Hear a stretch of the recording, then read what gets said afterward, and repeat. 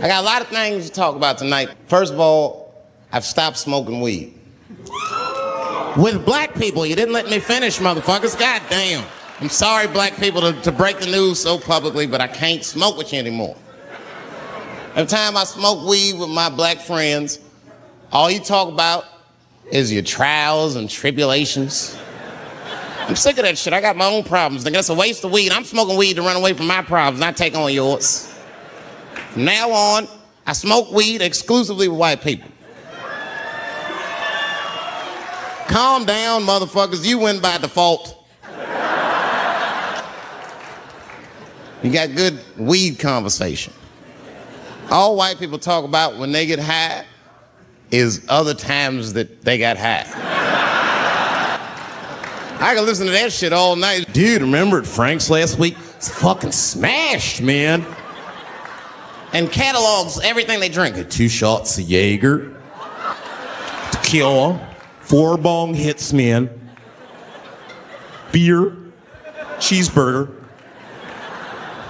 That shit is great. Only bad part is you cannot pass out around white people. Every time white dudes pass out around each other, they always do some borderline gay shit when the guy's asleep. Frank fell asleep, so he stuck a carrot in his ass and put shaving cream on his balls. Why, motherfucker? Why would you do that to a friend of yours? He trusted you enough to sleep around you. You gonna put a carrot in his ass? Is that nice?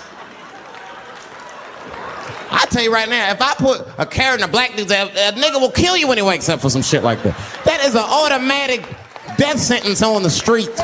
It's a rap for you. I'm gonna kill that motherfucker. I thought y'all was friends, baby. What happened? I fell asleep at his house, right? We was drinking, and I fell asleep at his house, and while I was sleeping, right? I'm just gonna kill that motherfucker, all right? That's all you need to know. And fuck carrots. But everybody's getting along. I see that shit. I see it all around. Blacks and whites don't fight so much. You know who don't have no beef with anybody is Asian people. I see how y'all be doing. Y'all just lay in the cut. Only people Asian people beef with is other Asian people. Like if you call a Korean guy Chinese, I've done this. They will flip out. Hey! What make you think I'm Chinese? I am Korean. I look Chinese. Yes, motherfucker, you do look Chinese. That's why I said it. It's an accident. Nigga, to the untrained eye, you all look Chinese to me. It's a mistake. I'm not trying to offend you. Some people say all black people look alike. We don't get bent out of shape. We normally just call those people police, okay? Just learn to live with it. That's all I can tell you. Everybody's afraid of police now. I'm scared to death of these police. I am, nigga. I got a police scanner. First money I got, this is the first shit I went out, bought me a police scanner. I just listen to these motherfuckers before I go out, just to make sure everything's cool. You hear shit on it. Calling all cars, be on the lookout for a black male between 4'7" and 6'8". Staying in the crib tonight, fuck that. Gotta work on that alibi for a minute. Every black person needs an alibi. I do them impromptu joints. If I'm by myself and need out, I'll just open up the windows in the apartment, turn all the lights on, stop beating off right in the window. Look at me. Hey, everybody, look, it's me, Dave Chappelle. I'm crazy. I'm jerking off. Note the time, motherfuckers. It's 2:35. Look at me. I'm jerking off in the window. 2:35. Comedian Dave Chappelle. It's June 10th. Note the time.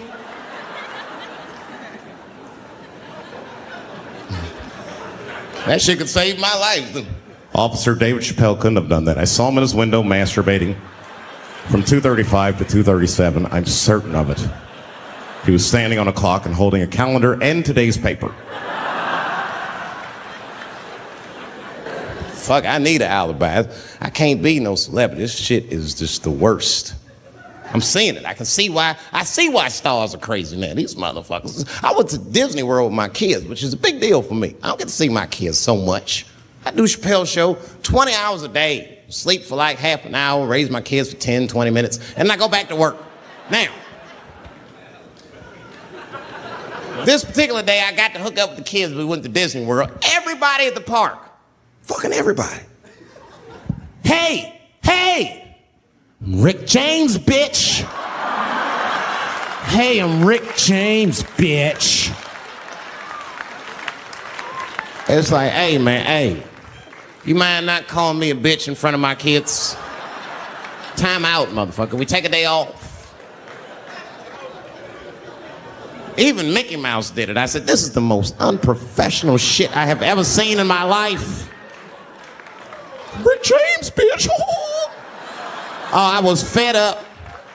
I caught that motherfucker with an uppercut. Bop! Knocked his head clean off. Everybody was screaming. Oh my God, oh my God.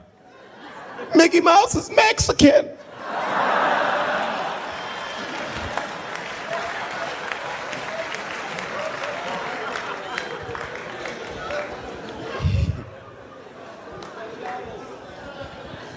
I had a terrible time in Disney World.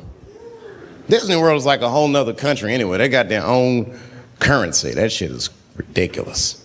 As soon as I check in the hotels, welcome to Disney World, Mr. Chappelle. Can we interest you in some Disney dollars? Nah, man, I'm cool. You can't buy weed and pussy with Disney dollars. Like, I'm on vacation. I like them greenbacks. You know what I'm saying? It's the kind of money people spend. People is very particular about that. I saw that. That was one of the main stories from the war. Was the first big thing we did was they said, now that Iraq has been liberated, we have managed to take Saddam Hussein's face off of the money. And I'm not gonna lie, when that press conference came off, I was like choked up. I was actually proud to be an American because that is a very subtle psychological nuance of oppression to have a dictator on your money. And it's thoughtful to be able to take that motherfucker off for the goodwill of another person, right? But then I thought, well, if you could do that for Iraq, what about our money, man? Our money looked like baseball cards with slave owners on. George Washington is the worst of the worst. Yes, I said it. You mythologize this motherfucker like he was the greatest dude, man. If I went back in time with a white person and we saw George Washington walking in front of our time machine, my white friend would probably be like, oh my God, Dave, look, there's George Washington. It's the father of this great nation. I'm gonna go shake his hand. I'd be on the other side like, run, nigga, George Washington. And we'd both be right. You like him because he wrote the Declaration of Independence and all that shit. We hold these truths to be self-evident. All men are created equal. Go get me a sandwich, nigger, or I'll kill you. Liberty, justice for all. Am I wrong? Am I wrong? Wait a minute, did he not own slaves? Didn't he own slaves? That's all I'm saying. I almost protested the war in the beginning. Almost. Until I saw what happened to them Dixie chicks. I said, fuck that. If they'll do that to 3 white women, they will tear my black ass to pieces. I don't want to hear that shit. Yeah, man, they would. But I'm like, for real, why you care so much what the Dixie chicks say? It's not like they political scientists or nothing. They just bitches that can sing good. You know what I mean? Stop worshiping celebrities so much. Just don't listen, don't pay attention. I remember right around September 11th, Ja Rule was on MTV. That's what they said. They said, we got Ja Rule on the phone. Let's see what Ja's thoughts are on this tragedy. Who gives a fuck what Ja Rule thinks at a time like this, nigga? This is ridiculous. I don't want to dance. I'm scared to death. I want some answers that Ja Rule might not have right now. You think when bad shit happens to me, I'll be in the crib like, oh my God, this is terrible. Could somebody please find Ja Rule, get hold of this motherfucker so I can make sense of all this. Where is Ja? Guide me, Ja Rule.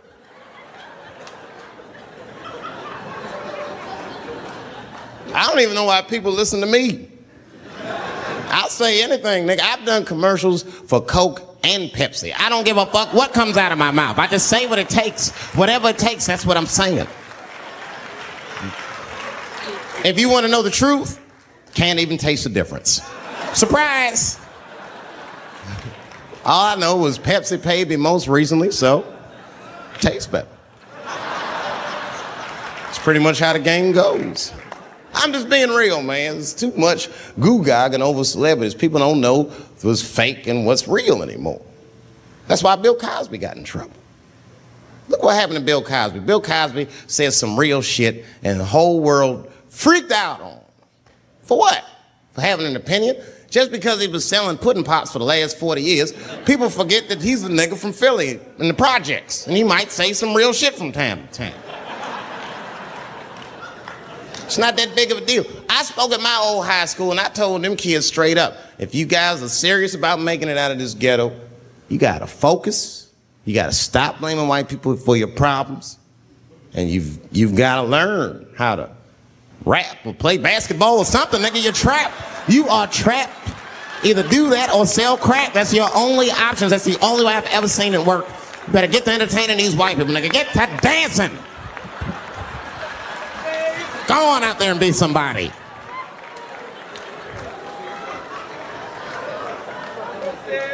I just hope they listen. I hate conspiracy theories, but I'll tell you one about, well, and this is not even a theory. This part I know is a fact.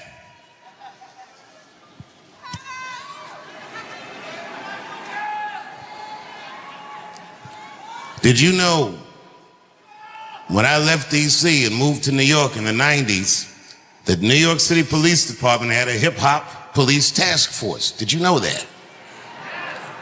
And this task force would follow anybody that was involved in hip-hop culture around. Not just rappers, drug dealers, because they thought that it was connected somehow. Even young comedians like me. Anybody that was just on that scene, they knew who everybody was and what everybody was doing. And back in those days, I used to go to nightclubs, but sometimes I go to a club and the lights would be a little bit different. And I didn't notice, but the OGs would pull me aside and be like, careful in the club, nigga. They got the FBI lights up. Which meant that the lighting was strange because the party was under surveillance and they were just telling me to watch my back. And you know, I wasn't doing anything wrong anyway, nigga, just having a good time. Now, did you know that that task force was invented originally to follow just two people around? Those people was a guy named Christopher Wallace, AKA the Notorious B.I.G., and Sean P. Diddy Combs. Now, why is that? That this nigga has been under surveillance for at least 30 years. But just now they noticed that he racketeers and beats up bitches. I bet you, if he was doing all that, I bet you they seen him doing it for a long time. But why now? I don't know. It was strange in this case. Nobody called the police, except for Kid Cudi.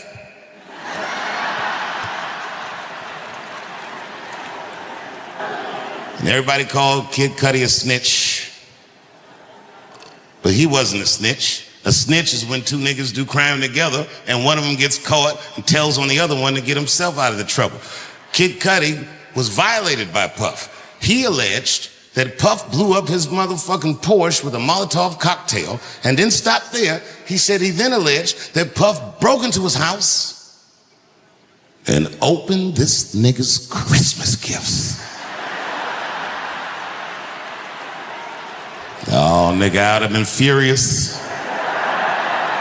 And Kid Cudi said, I can't prove that he opened the gifts or nothing, but I came in the house and he was in there and the gifts was open and that nigga was just like, Merry Christmas, Playboy. So what was Kid Cudi supposed to do? He only got two choices. Either A, you're gonna have to do some gangster shit to this nigga that he's gonna have a hard time proving. Or if you're not built like that, and I do not believe that Kid Cudi is built like that, your last option is B. You gotta call the police. Good for Kid Cudi. He did the right thing. I, on the other hand, I'm built like that. If this nigga fuck my family's Christmas up, you better believe I'm gonna make him suffer for that shit.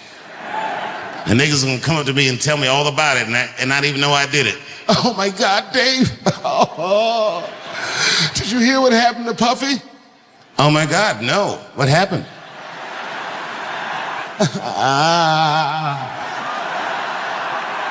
He was jogging by himself in Topanga Canyon.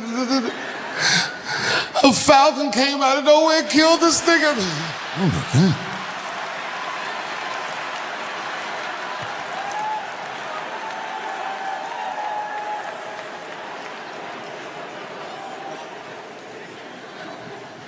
I love hip hop music.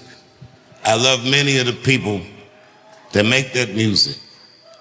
They taught me things and showed me things that I'd never seen for myself. Good things. For example, I was in Atlanta once. I'm almost done. Hang in there, champ.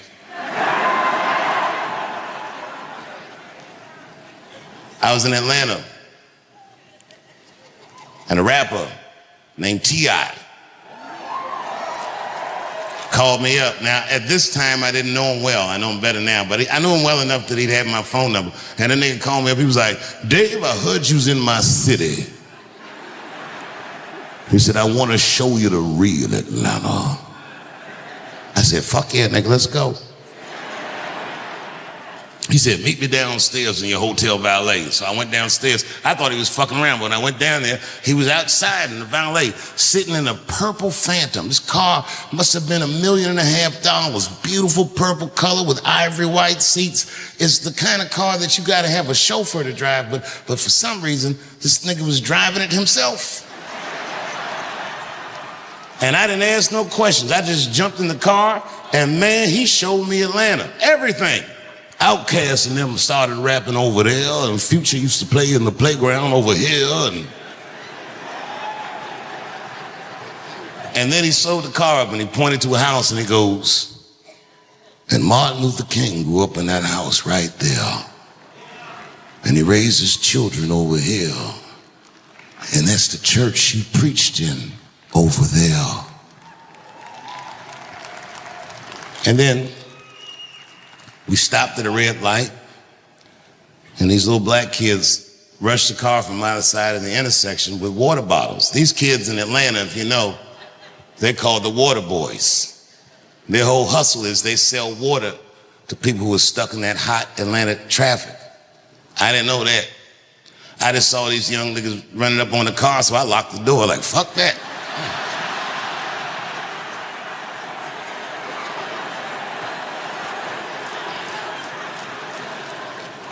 But T.I. rolled his window down, started giving the kids orders.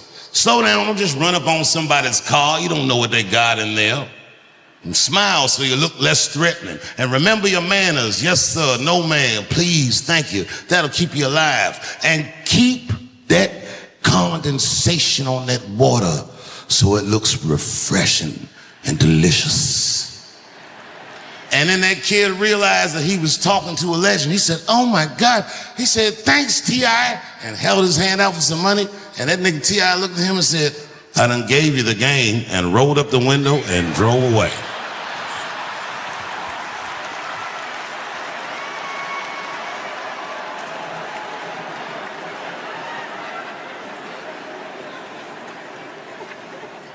That night, I did my show, and when I got off stage, T.I. was backstage with a friend of his that I didn't know. I just knew his friend was somebody because everyone was acting all excited that he was back there. So I asked him, I go, yo, Tip, who's your man? And he's like, oh, that right there? He goes, that there is the future of hip hop. And I was like, nigga, will you just calm down? So then I asked the dude, I said, yo, my man, I said, what's your name? And the dude looked over, he said, I'm Nipsey.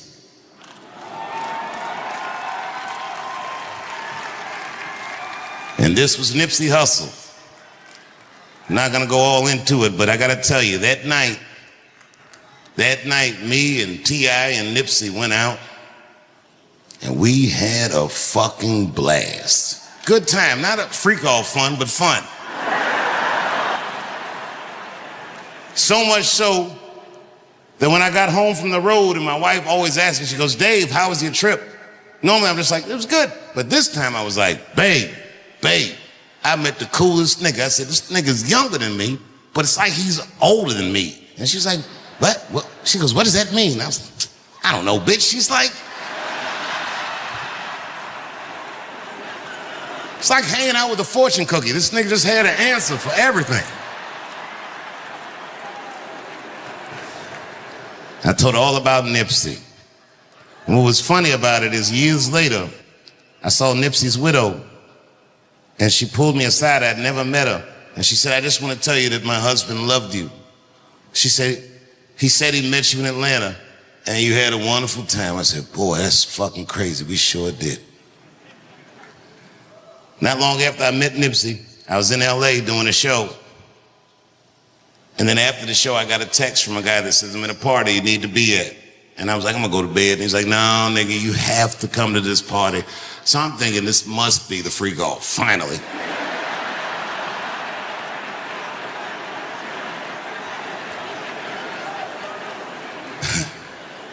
And the party was at a place that I'd been to a million times, so I wasn't excited about being in that place. But when I walked in, it just was different. It was popping. And turns out that the party was for Nipsey. Nipsey had been nominated for Rap Album of the Year, and everyone that he would ever respected was at the party.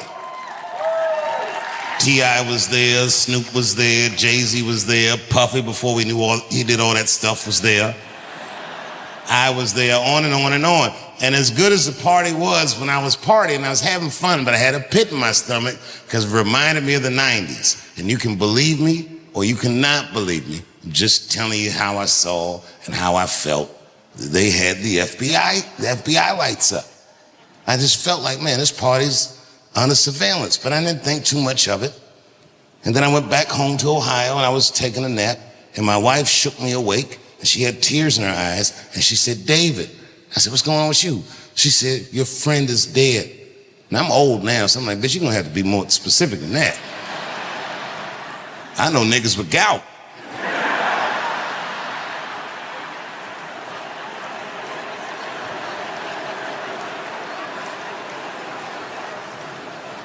But it was Nipsey. And this is why I feel for Charlie Kirk's fans, because I know what it's like to see someone you look up to and admire gunned down by a fucking nobody. Oh my God. It's so hard to accept that. And if you looked on the internet and saw all those terrible videos, because there was a very gory video of Nipsey's murder too. And then I looked in the comment section, and the internet was doing what it does, and everyone was coming up with one conspiracy theory after another, but the one that I kept seeing the most involved a holistic doctor in New York City. Thanks for coming out, and thanks for making a nigga feel comfortable in the gayest place on earth. You guys got Disney World jealous out this motherfucker. Man, I didn't really think it was that gay at first. I was like, what is everybody? Because when I was coming out here, everyone was like, man, that place is really gay. It's like, what the fuck is everybody talking about? It's not so gay. And then I wandered into that Castro. God dang, I said, this is America's anus right here. This shit is deep. Went to that Tenderloin. It was nothing tender about that motherfucker at all. That shit was rough.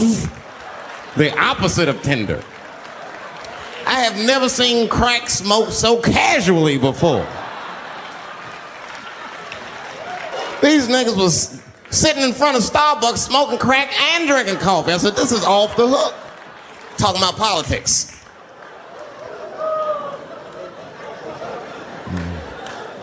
I seen one crackhead trying to break into somebody's car, man, and it struck a chord with me. I tried to stop him. I said, hey! And he looked back and saw me and said, oh, keep an eye out. I said, nigga, that was me that said that. I'm trying to help you. I want this shit to stop.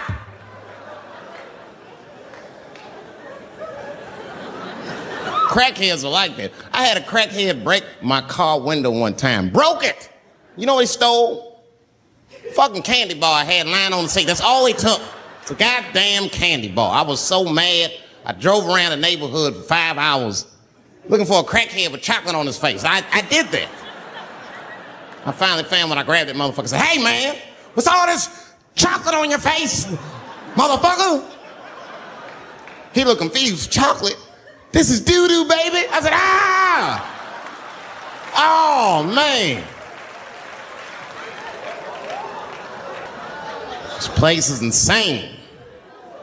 But you know what I like about San Fran, and the reason I picked this city to do my special was because of all the major cities in America, somehow people get along here better than anywhere else I've seen in the country. That's right. That's right. And I always admired San Fran for that. And today I realized how you did it. Put all the niggas on the other side of that bridge. There's nothing, this shit ain't happy on that side.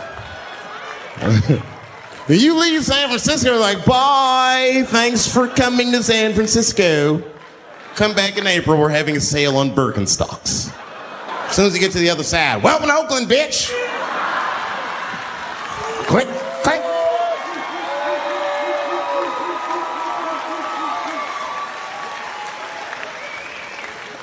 It's fucking crazy. But it also feel like it's an East Coast city in the West Coast. You guys got subways and shit. I'm scared of public transportation. I was on a bus that was held hostage 45 minutes. It wasn't like threatening. I don't want to give you that impression. It was a dude jerking off, but the shit was scary, son. It was scary. It was right before it happened, I was on the bus smoking a cigarette. It's a long story. It's not the coolest shit I ever did. And people freaked out. Sir! Sir, put that goddamn cigarette out, okay? This is everybody's air, sir. I flicked it. I didn't want any trouble. And just at that moment, coincidentally, this homeless dude, just out of nowhere, pulls his dick out. Started beating off. And I was furious. Because nobody said shit to this guy. They were just looking like, oh my God.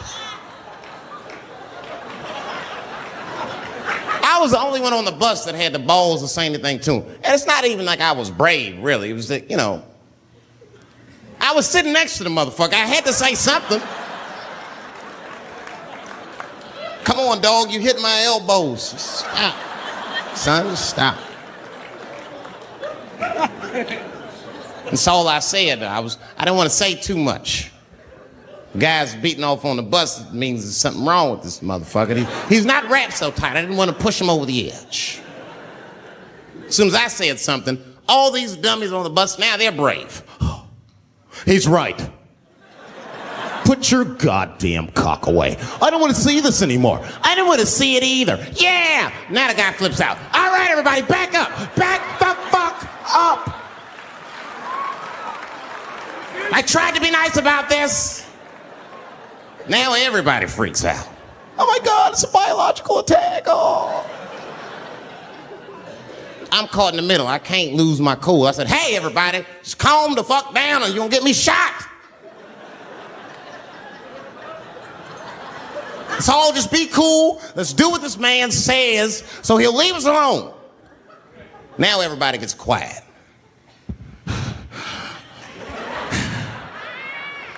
That's better. That is better. And then he started walking up and down the aisles, just terrorizing us.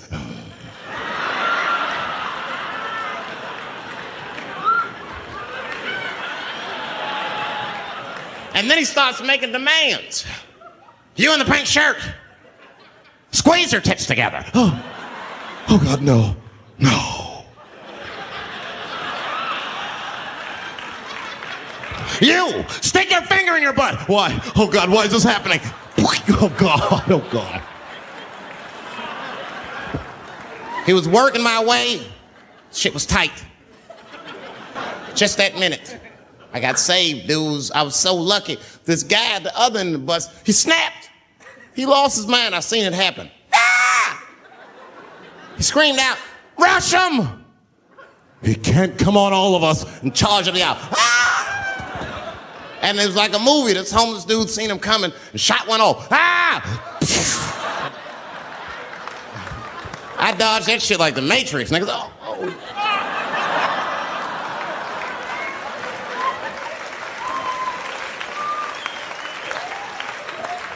The guy behind me wasn't so lucky, y'all. No!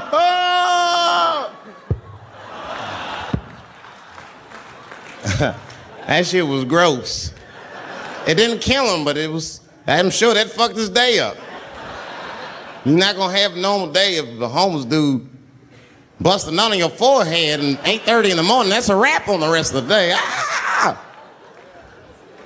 This guy was freaking out. It burns! Oh! Oh! Oh! Everyone was standing around looking at him. Even the homeless dude felt bad. I guess he was finished. He came back to his senses. Oh, this is my stop. I said, relax, motherfucker. I had to say something. Relax. Oh, I can't. I got AIDS. I know it. I said, you can't get AIDS from a homeless dude busting a nut on your forehead. That's not how it spreads.